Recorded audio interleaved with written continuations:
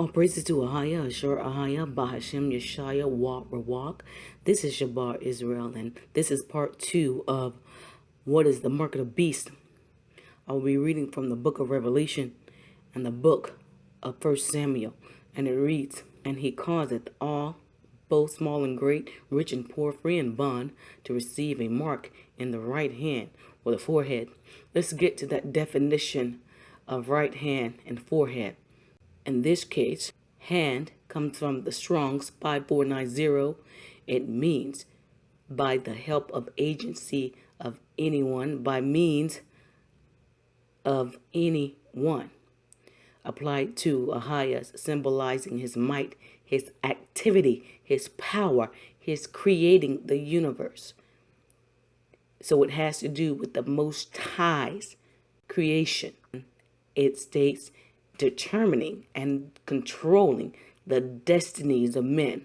Hence, we read in Deuteronomy 11:5, what you do with your right hand as far as the Most High's laws, statutes, and commandments that are written upon them. It also means, in the sense, through the idea of hollowness, for grasping. So you're grasping at something. Let's see exactly what you're grasping for. Now let's look at that word forehead. It comes from the Strong's word G3359, and it means the space between the eyes, the forehead. Now you can see that there is a second definition, and it comes from 635 and 591. So let's go to the Greek to understand what those definitions are. It means, because that definition is more accurate, and you'll understand as we continue on. That word 635 means apopolano. It means to cause, to wander, astray, have wandered away. I caused to go astray, past, I am led astray. So this means that the beast is causing these people to go astray. And the 591, apotomy, it means to give back, return, sell, restore, render, sell, giving back, buying or selling. In this case, selling.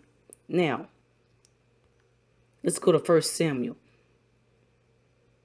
17th chapter, the 49th verse, and it reads, "And David put his hand in his bag, and took there's a stone, and slang it, and smote the Philistine in his forehead, that the stone sunk into his forehead, and he fell upon the face of the earth." Now let's look at the definition of the hand here.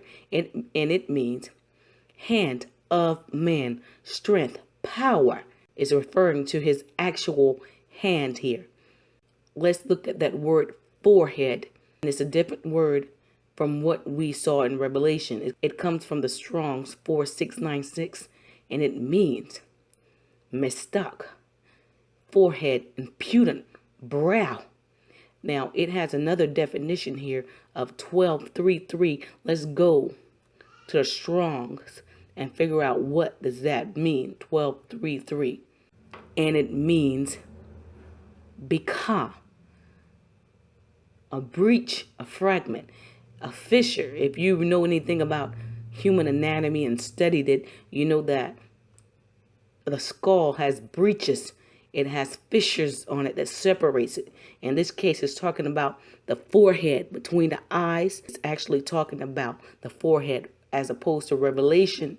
We read that it refers to something totally different, to cause to go astray. These are two separate definitions explaining what this beast causes the small and great to do, the rich and poor, the free and bond to do. It caused the creation of the Most High to go astray. Simple as that.